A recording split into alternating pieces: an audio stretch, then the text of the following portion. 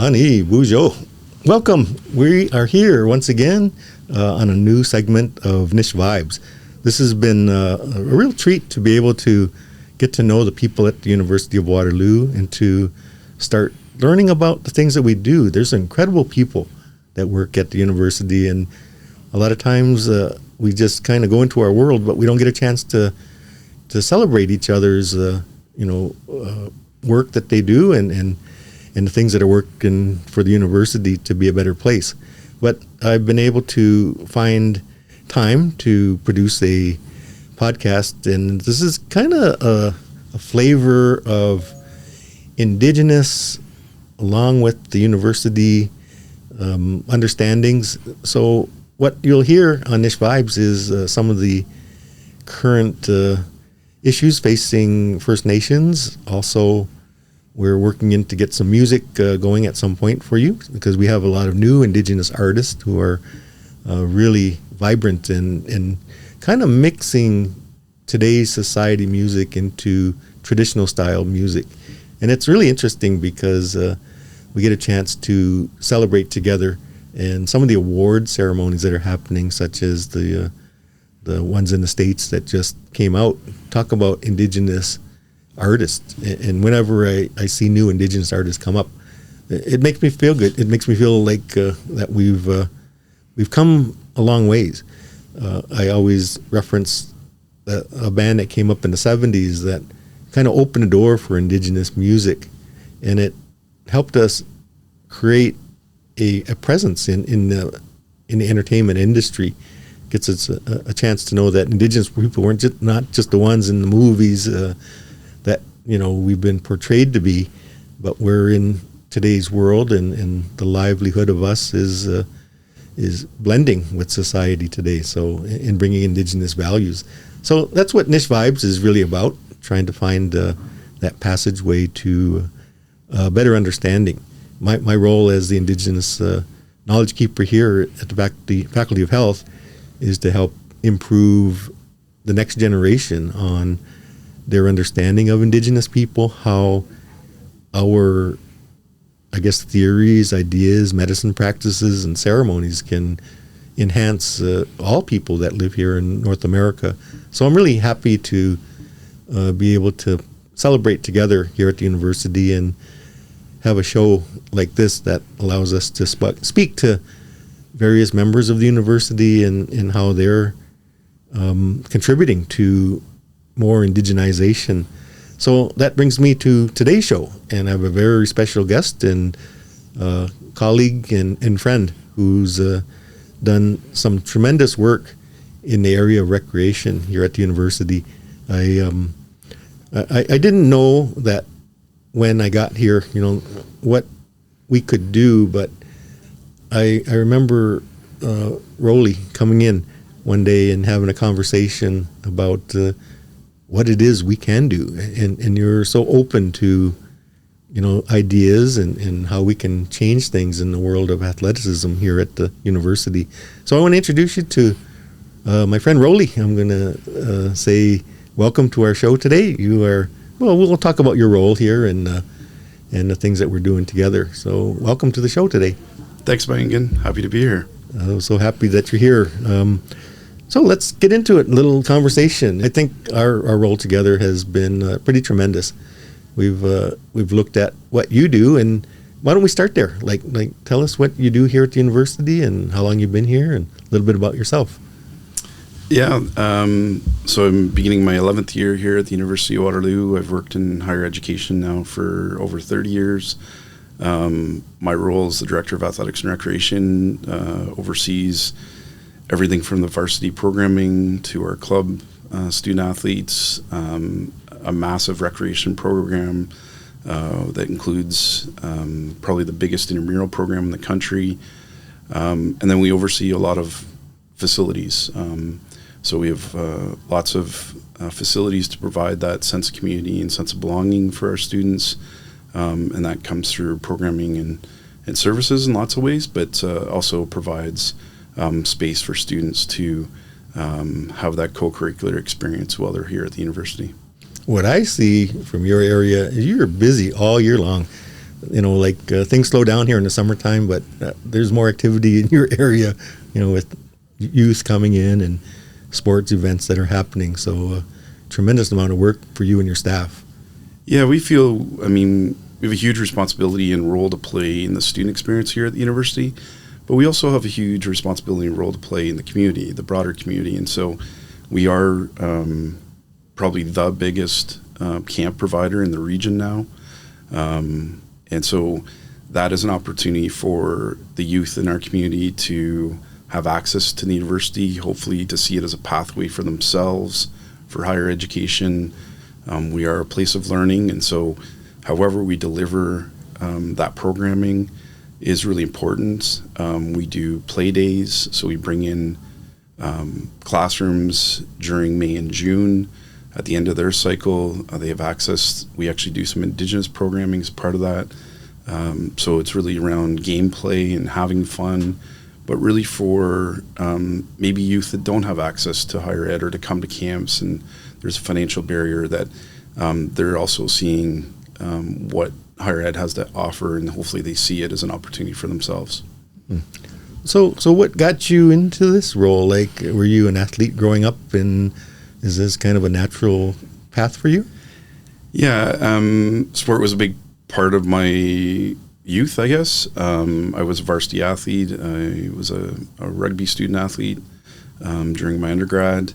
Very fortunate to be provided an opportunity to work in athletics and recreation immediately coming out of my undergrad. I worked about 13 years in various roles to start my career, and then spent some time at advancement, and then was very fortunate to lead an undergraduate student association for a couple of years before I made the transition to this role. So I'd say early on in my career, I saw the pathway to want to be a director of athletics and recreation.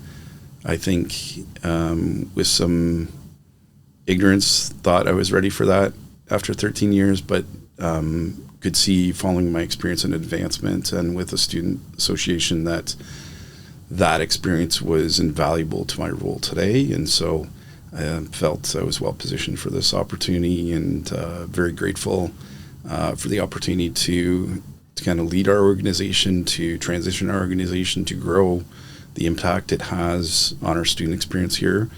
So it's been very fulfilling. So you mentioned you do some Indigenous programming now, and I was really impressed, by the activity that you wanted to bring to athletics here. And so in our role together in the last couple of years, we've seen some great partnerships, by bringing a Pow Wow to, athletics grounds, and you did some work in a couple of Indigenous communities with coaching and things like that. Can you tell us a little bit about those that you've done? Yeah, I'd say credit to your leadership, or just your willing demeanor has provided that opportunity for those conversations. I think we're across campus, what we're trying to be is that willing partner, to be collaborative. We sit in an interdisciplinary space, so we are cross faculties.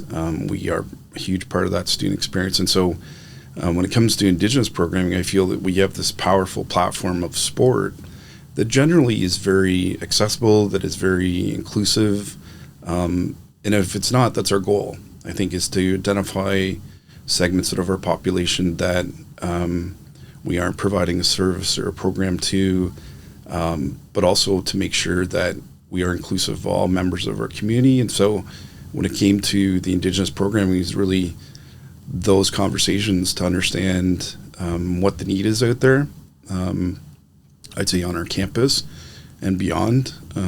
You referenced some of the programming we've done with some of the faculty on our campus, some of the programming we've done as outreach, identifying communities to provide access to the campus, us going into communities, providing programming.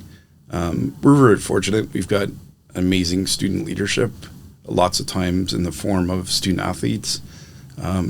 So, they'll identify the need. They'll come forward with the ideas. I'm sure you have the same luxury, right? We have unbelievable students here at the University of Waterloo, and so that provides us kind of the insight by them identifying, but to empower them to and support them to be making that impact. What I find interesting is when you reach into a community that, hasn't really been involved with, higher level of education. We do have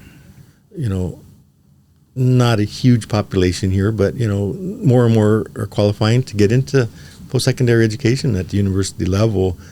I think when you build connections with those communities, you start to see that sports in our communities have been always huge. In fact, today I think is the anniversary of Jim Thorpe winning some of his awards today in the States. So he was kind of like a idol for many Indigenous youth, to know that we can do these things.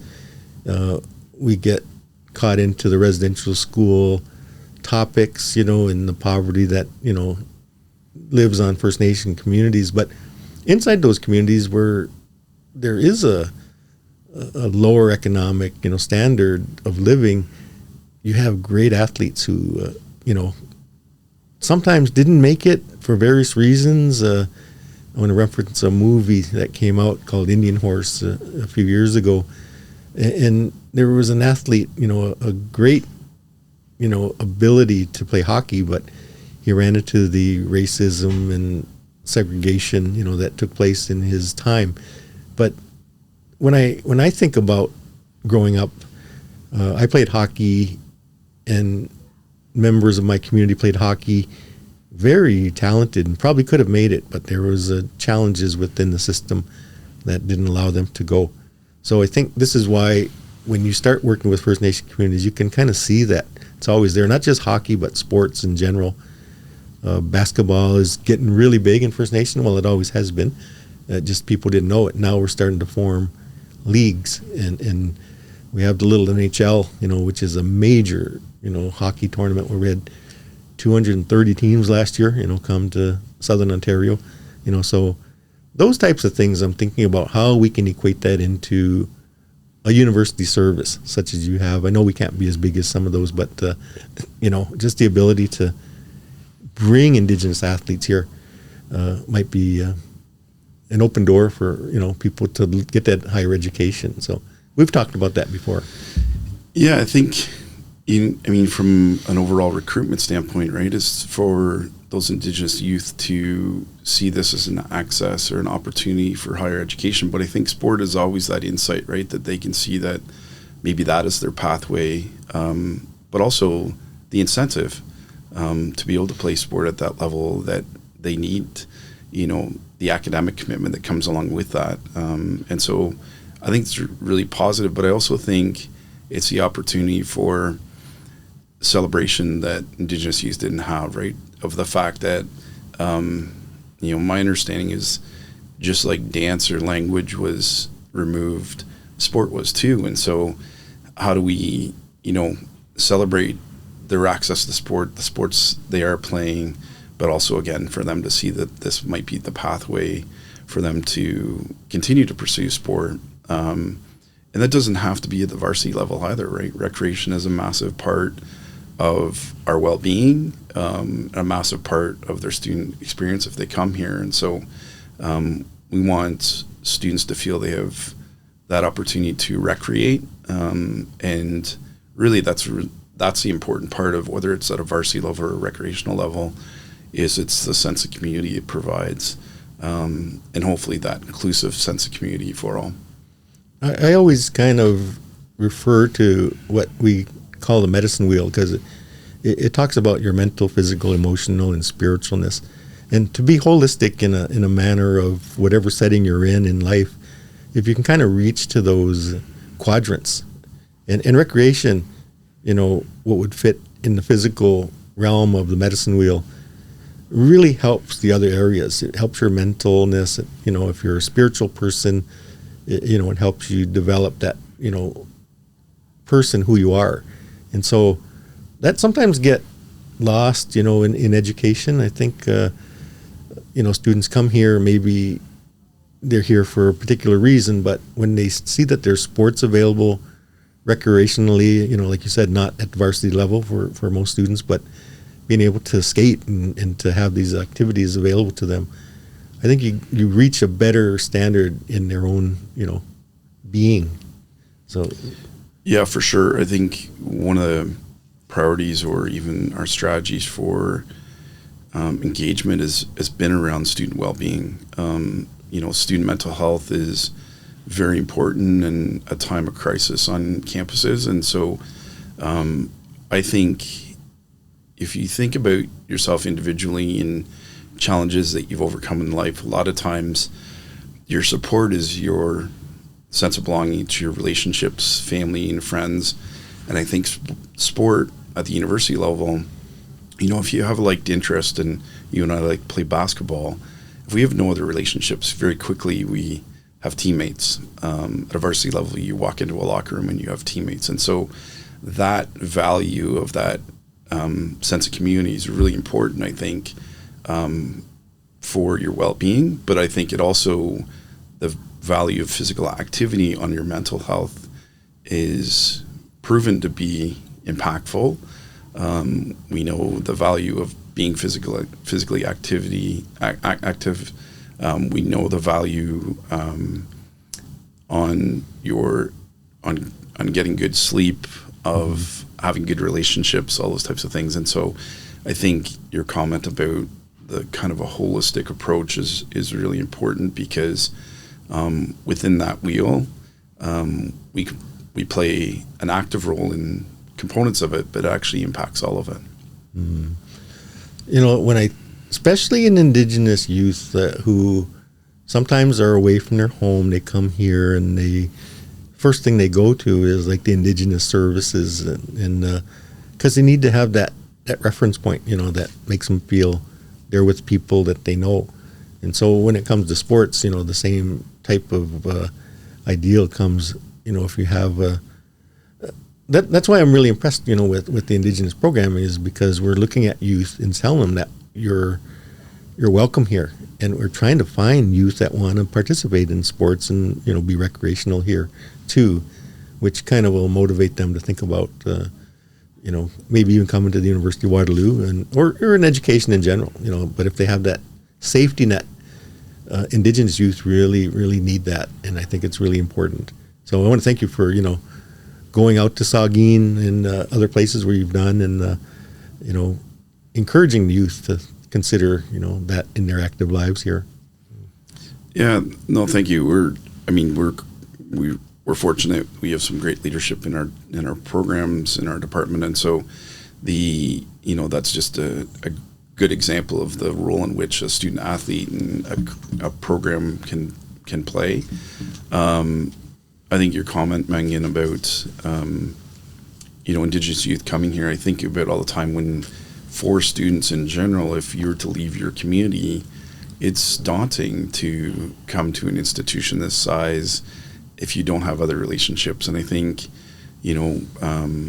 Office of Indigenous Relations is really important for that, but then it's the collaborations we can have with that office to identify with the students their need. Is there a gap in programming or services that we could offer? And so, I think our commitment would be that we're going to continue to hopefully have that dialogue to identify those opportunities, especially as our Indigenous student base grows, which my understanding and the numbers I've heard is very exciting, because, in the last few years, we've doubled the number of students here. And I think that will create the opportunity and the demand for more programming. And so we look forward to that opportunity for sure. One of the highlights that I'm always going to remember is the first time we did the eagle feather raising ceremony.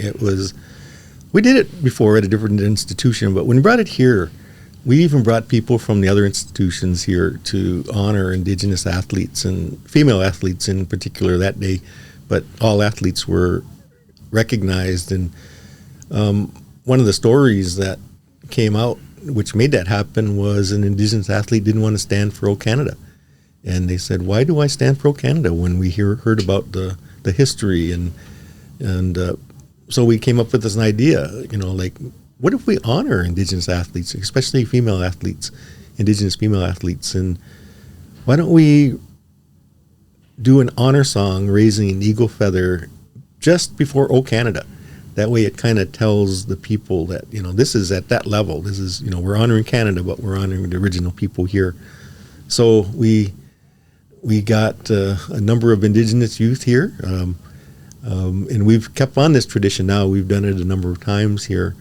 And sometimes we don't have Indigenous students come, or they don't identify as Indigenous. So that doesn't stop us. We still have youth from both teams come and raise an eagle feather with an honor song. So I don't know. That's going to be a highlight, that I think I'm so proud of that we've done together. Yeah, it's interesting your comment about, whether we have Indigenous youth as part of it or not. I think is really important, because what I love is the light bulb moment, right? The student athletes that are part of that ceremony, but probably most importantly is the questions that it causes afterwards, or the understanding. Like, I think, higher learning, we have this opportunity for education and learning. I think when it comes to this topic, we as settlers have a huge opportunity for the learning, and in my generation, the unlearning of what we were taught in schools. I think the opportunity with this generation is a little bit different, because I think the learning is improving in the education system, though it has a long way to go, or a long way to come. But I think our student athletes' understanding of what that ceremony means, the importance of, I think, is that platform of sport, because what we've chosen to do, though we'd love to do it at more sports or more events, if you and Gladwin had lots of time. But I think what's important is we're trying to put it on the platform in front of fan support. And so the parents, the community members that are attending, because of the comments and the education that you provide or Gladwin provides in the ceremony, I think helps to make greater impact. So when we have 4,000 people at a football game, or 1,000 people at volleyball and basketball, I think it's really powerful, because we're helping with that learning and impacting so many more people. And it also, we did one at a hockey game one time, and when I was finished, I went out and sat with the crowd, and the other team that was here, their parents came up because they had an Indigenous student on that team, and she was so proud. She just said, it took away not the competition, but the pride of doing that, and recognizing their child who was on a different team, to come up and support that. She's, I'll always remember her comment, about, that made her feel so good. And her younger child was there, and the one that, seen that happen already got inspired too. So I think it has a lot of, it was interesting about those topics that you said, conversations that come up from that.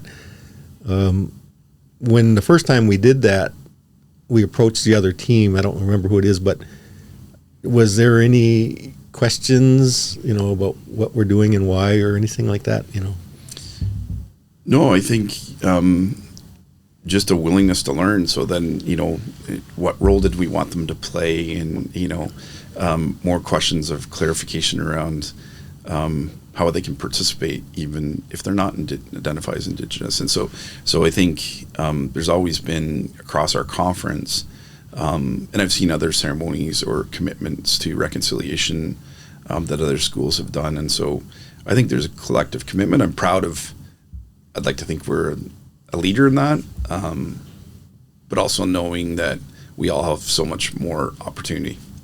And everybody gets to smudge too, like when we, before just the Native students or something like that, but when they're lined up on the edge and we take the smudge bowl around, some of those students will, this is kind of good, so it kind of opens that whole door up of that, so I appreciate that, and I think that'll be a highlight for me, here.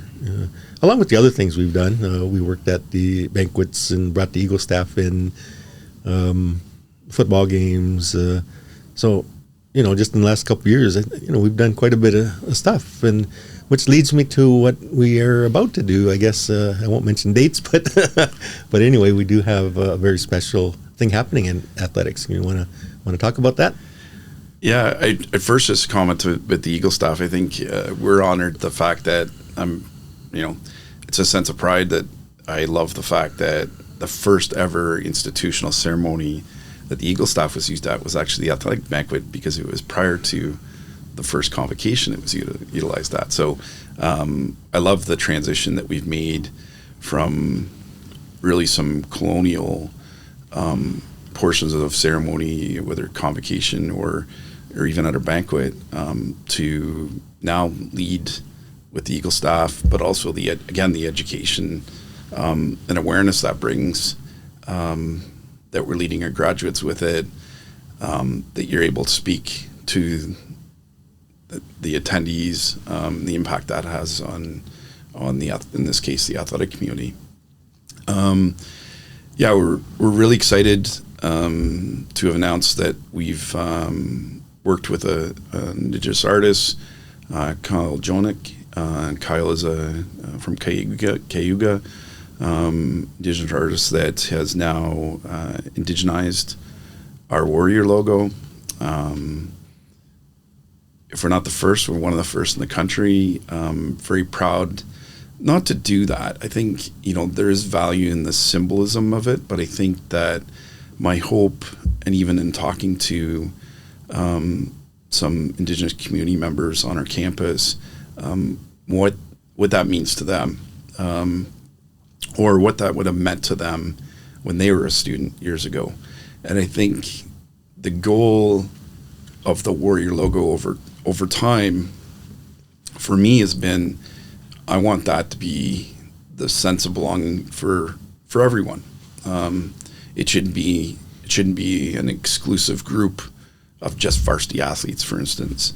And I think institutionally we've seen that language change over time, that from the offer of admission that says welcome warrior to the language that the chancellor uses at convocation about addressing the warriors. I'll let you comment on your comment around what it means to be a warrior. I think is so powerful.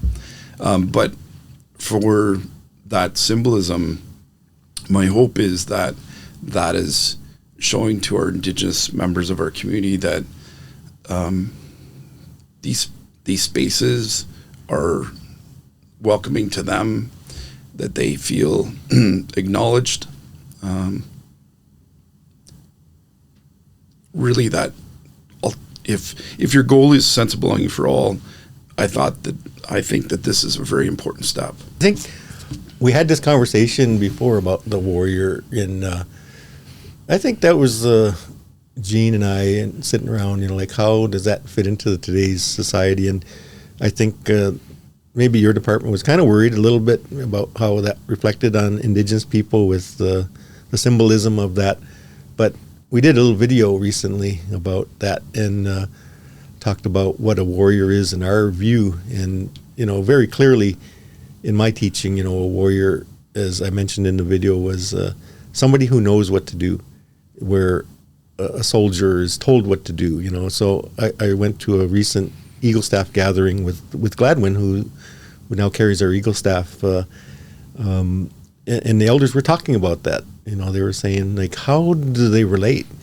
And so when we talk about warriors, that kind of shows the reference of somebody who just knows what to do. Get on the field, you know what to do. Get into that ice rink, you know what to do. And that's different from somebody telling you what to do all the time. So there's an internal, heartbeat within what they do. So I look at it more as a pride thing, and coming to a university that's already used that symbol or that logo in that sense.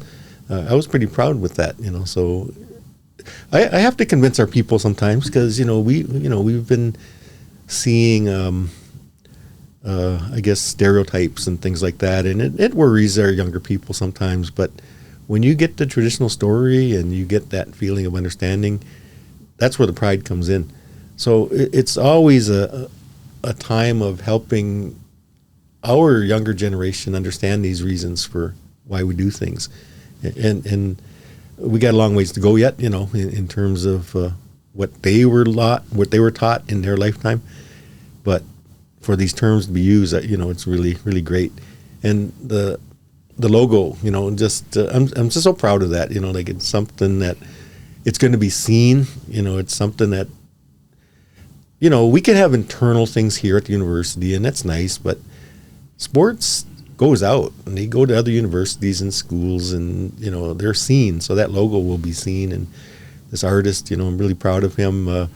I think we even beat the Raptors. I think they had an Indigenous logo after us, so they probably seen us here first. Yeah, the creation might have happened. We just haven't, we didn't unveil it till after some of the others, but that's okay. I mean, really, I think you want the impact that my hope is we'll see it has on our students, and I think it'll have in the Indigenous community, and so that's ultimately, I think, the goal, regardless of when we launched or who launched first. And I think it's most important for our community. But what I do see, it's spreading across the nation. Like where Indigenous art and values are coming into various components of Canada. And I think that's what we were hoping for. Truth and Reconciliation Commission, they talked about all these components of how we can change the society, and if we can act on some of them, in the world of sports and education, I think we've made a major step. I want to give thanks to departed Murray Sinclair, who cared so deeply, heard the stories of our survivors, which I feel played a role in his shortened life. When you talk with survivors and hear the stories, it just takes a piece of your heart. But I think he could leave this world knowing that he inspired a lot of the things that are happening. This logo, things that we're doing at the university and across Canada. I think he put a lot of work into that, and a lot of others. It's not just Murray, previous people to that, but he was the one who really inspired these things to happen in Canada. So, yeah, I think, and so I didn't know him personally. I know people that did, and I think his legacy really does speak to this powerful platform of sport. And, you mentioned the calls to action, so specifically to sport, I think it's 87 to 91, there's roles in which we, on our campus, in our province, when it comes to the sport hierarchy, the pathways to the Olympics, to celebrate our history, but ultimately it starts at grassroots too. And so we've talked about some of that today, but I think there's continual commitment that has to happen to improve that. And I think highlighting what we've seen across this country when it comes to indigenizing logos is a step, because my hope is it's the same reason we've done it, is that our Indigenous members of our community then see as a space they can access a program they are included in, that they're part of the conversation, that we're identifying them. And again, the platform of sport, not that it's perfect by any means, but I think it has this opportunity to be inclusive, to allow for access to all members of our community. But I think this symbol for us hopefully extends that to our Indigenous members of our community, to see that we've identified that this is a need and that they feel welcome. It reminds me of a student that was walking through. He's from Vancouver, and he's in optometry, and he walked here for the first time, and he said, "I don't see anything here that wants me to be here." And that really hit me really strong. If a person, especially now, we're trying to get more Indigenous people in education. When you come here, you got to feel you're welcome. And that's what these logos do. Like, they'll look at that and they'll see it. But now we have the gathering space out in the green now. It's kind of another Indigenous project that we have just for exposure. Here in health, we have quite a bit of exposure now. And so it's kind of a seed that's grown across the university. You're looking at engineering now. They're doing things, and various other faculties are, but I think the root that we planted here, I think, helps celebrate the other ones, to start thinking about that. And then that student will come here and, wow, I just feel like, they want me here. And that plays a big role, and if they're athletic, and they fall into that, world, then they're even more overjoyed, So more we do, I think, the better.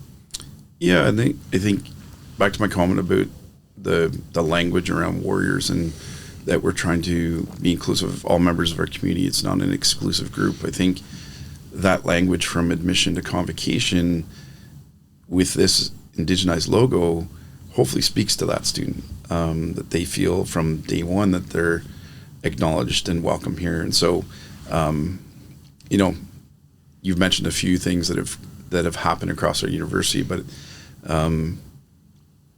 huge credit to your leadership and guidance, but I'd say also to our president.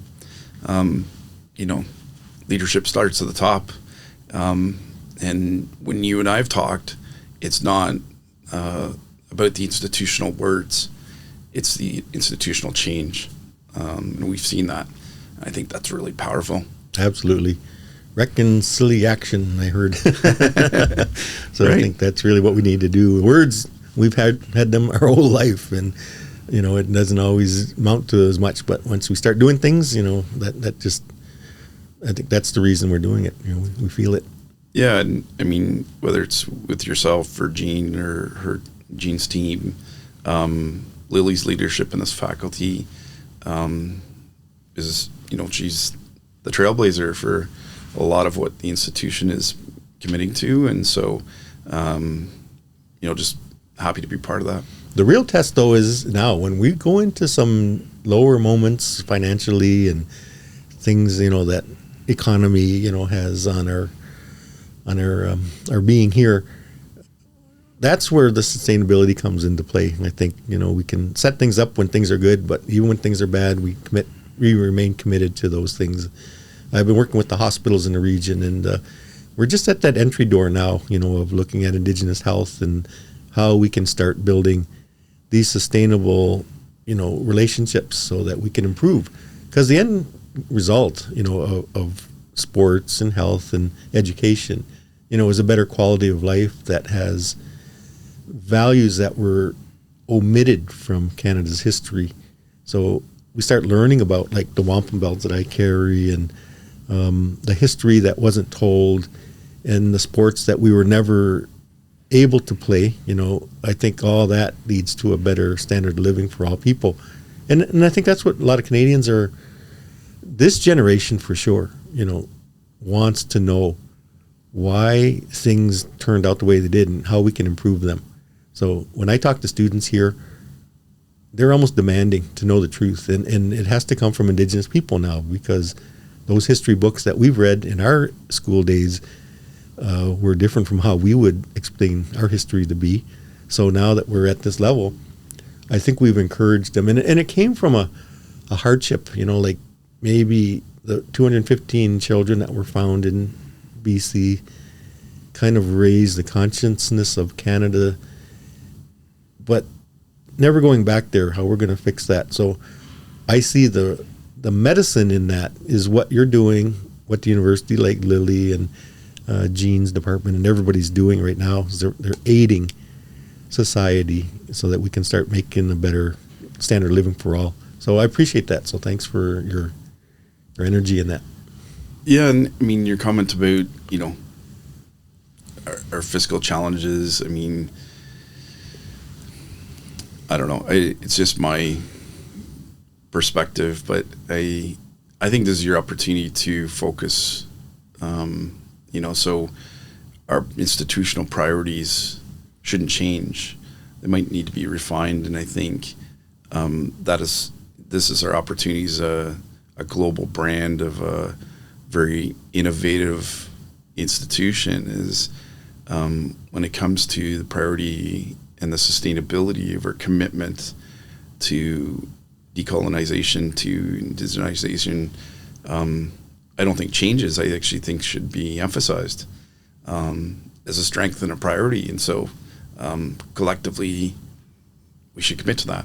Mm-hmm. If it's a priority and it sets the tone of, I only say this because I worked at an Indigenous health center in Toronto one time, and they had a traditional foundational, value of how they operate. Here, if we have that, people that come here, students and people that work at the university will know that that's a priority here. So you have a choice to work in it or not, so the one thing that we had to do over time was the older generation didn't have this knowledge, and they were kind of introduced to it. And some of them adopted to it, some of them didn't. But this new generation, like I'm saying, is really pushing that. So I think the next generation of employees here, professors, staff people, if we lay that foundation down, which Vivek kind of has done, with the commitment, then everybody will see that it's a part of what this university is about, sports, academically, everywhere else. So I'm pretty proud of that. I know schools across the country have done different things, but this is us. This is our home. This is where we lay our values, and I think that's so happy to be here for that reason. Yeah, and I think the foundation here is very strong. The institutional brand, even financially, it's really to prioritize, and I think I think we should all be proud of that. I think we should continue to be committed to that. To your point, like Vivek's leadership, that should be the institutional It is the institutional commitment, and that should be the sustainability of it. Is we collectively, as an institution, are committed to that. So, I think we have to continue to model that. Well, you mentioned earlier, like when leadership sets that tone, then everybody that works in that organization can actually think of new things, and explore how we can make that fit into the role that we fit here. And that's what the best part, because if you don't get that from the top, you can kind of explore, but you don't know your boundaries, right? So how much you can do. But when it's part of what we've done here, everybody can start exploring a bit more now. Yeah, and then I think, institutionally, there's more incentive or encouragement to be collaborative. I mean, this is a great example of, now I always feel we have this luxury of being collaborative because we're in an interdisciplinary space. But the work we've done with the different faculties, Lily's just being one of them, faculty health, we have a natural affinity.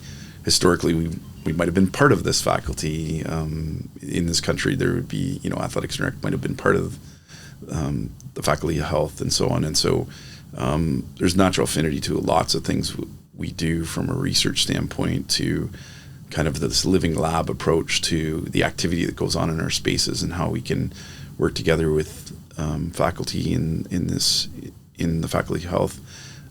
But that opportunity's existed in many of the faculties, but also just the creation of this logo, the collaboration with how we approach that. I think the incentive to be more collaborative at this institution is very powerful, and it's such an opportunity for how we'll move forward and transition through, if it's this fiscal challenge, this too shall pass. Mm-hmm. The institution will be probably stronger for it. That doesn't mean it's easy. It doesn't mean that it doesn't impact people. And I think for lots of us, a humanistic leader, you care about the people. We have, your biggest strength is your people.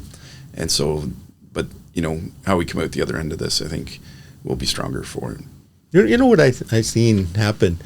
We had our Pow Wow, on the athletics grounds over there, and the staff, when they helped us support that Pow Wow, they were just like tremendous. Like they did everything to do what we needed to be done, and even some of them came out and identified as having Indigenous background. Maybe they wouldn't have done that before. So it reaches beyond the sports part of it. You know, it touches people in a way that the cultural part of it, you know, comes alive. You know, and so when we had the Pow Wow, you know, in the soccer grounds out there, it was an open door to our communities, you know, to come and join. But I was so impressed by your staff. You know, they just wanted to do everything they can, and we challenged them a few times over some things, you know, but you know, they rolled with it and did what they can. So that started another relationship, you know, that's really good. So it's not just the top levels, you know, of administrators. It's right from the workers that work there are starting to feel that. And when we, you know, lay the things out for the ceremonies that we do, they just they just go as far as they can to make it work. So I appreciate that. Yeah, we've got a great team. We're very fortunate. But I do think, you know, that culture is everything, right? Is that we want people that are part of our services and programming, you know, in this way, in this form, in partnership with the Pow Wows, you know, be seen as this is our event. We're embracing that. And so, yeah, we're fortunate. We've got a really good team, some great people as part of that. But the expectation would always be that kind of approach to the partnership and the collaboration and in hosting. It was an honor to host that, and we look forward to continuing that relationship. Oh, that'll happen. Yeah, I think our community's opened up their hearts here now, and it's really good. So, like, going down, thinking about the future now for yourself. Like, you've been here 11 years, did you say? No? It's my 11th year. 11th year now. Yeah. So that probably went by pretty quick, I imagine. When you throw a pandemic in there, everything goes quick, right? That's for sure. But I got a chance to meet your family a little bit. You got, you know, athletes at home. Your daughters are athletes too. And so it must have filtered into your family life, you know, like the type of work that you do. They're here a lot too. Yeah, Riley's here in first year as a student athlete, loving his experience. He's in this faculty. He's living on campus, so he's, you know, Bridget and I supported his process of being recruited as a student athlete and his decision making, and basically we had opportunity to go to school where we wanted to, and we wanted to provide that opportunity to him, and in the end he chose Waterloo, and our only kind of condition to that was if you land here, then we wanted him to stay in residence and be exposed to that community. I think it's really important that, you know, though he has teammates, it's really important to have to grow up a little bit, to not be with mom and dad under their roof, and not always, but to become an adult a little bit in some situations. So he's really enjoying that, and Bryn is, after seeing her brother go through that, is excited for the potential opportunity for her to be a student athlete at some point. But they get all that from their mother. Bridget was an elite gymnast, and they're part of their environment for sure. They grew up here. I think it's really powerful, and they're very fortunate that they, you know, exposed to higher education, if not daily, on a weekly basis. They, you know, people always talk about work-life balance. I think in the role I have, it's a lifestyle, and so Bridget, Bryn, and Riley embrace that, and so they grew up here. We used to call it date night when they were little. Bridget would pick them up from daycare, pick up subs from, you know, on the way to campus, and we would have family dinner in the stands at the back. But I think they're very fortunate for that, you know, they grew up around student athletes and high performance sport and coaches and higher education. So that probably has been an incentive for them to want that. That's amazing. You know, it's a whole family thing, you know, and because a lot of times you go to work and then that's work, you go home, it's a whole different world, but bring it all together, you know, it helps a family become stronger. I think it's easier to balance. Like if you tried to separate the two, I think I'd fail at both. But it's, you know, a luxury that you can bring them together. And and I mean, your comment about what's next, I think it's really about the opportunities to grow the programming, grow the impact here. I'm still energized on a daily basis. I'm not looking to go anywhere, and feel there's a huge opportunity. This just being one of them. That's what I was kind of getting at. Like your energy is still here, and you still see that energy going to what you're doing here now. So that's great. Yeah, absolutely. It's a fortunate role. Like I love my job. Do we have challenges to deal with day to day? We all do. But most days it's you're energized to get out of bed, jump out of bed, hopefully, to tackle what's on your agenda for the day, but also energized by our students. They get younger and we get older, so or they stay the same age at least, But it's working in higher education with students in sport. It's pretty cool. So we're going to wind down now. It's been a beautiful conversation, and I'm so glad you're able to come and join us on Nish Vibes. I was thinking about you for a while. Hopefully we got to get Roly out here and talk about these things, and I'm glad we did. So, any closing comments at all? Yeah, I think recently we recognized and honored you for receiving your honorary doctorate. I think I said to you that I have 10 more years till retirement, so that's kind of your timeline. So I look forward to continue to work with you. I think there is huge opportunity, and I'm proud of the steps we've taken, but we'll always be the willing partner. So if there's things ideas and priorities you want to continue to move forward, if students are identifying that, then we'd always be willing to try and achieve those together. Well, in our language, we say miigwech. That means thank you. And when I add a chi to the front, chi miigwech, that means thank you even greater. So all the work that we're doing, have done, and will do, I think I'm excited about that. So thanks so much, Roly, for joining us today. For all our listeners being here, please join us for future shows. We have a number of shows that we've done in the past now, and I think it's this wasn't what I intended to do when I came here. It was just like, how do I get to know the people here? Like, I sit in my office or I do things around here. There's a lot of great people here. So I said, let's try. There was no radio station, which I've done before. So let's try a podcast. This is all new to me. So now that we've got my feet wet in podcast, I really enjoy it and get a chance to know some great people too. So with that said, as I mentioned to Roly, chi miigwech means thank you very much, and I want to thank all of the listeners and for being a part of this, and stay with us because we're going to have some more great shows coming up, and music eventually. Okay, I want to thank our technician, of course, Nor, for helping us along with this journey and building this in the best way possible. Miigwech, everybody. We'll see everybody again. Vamos pi.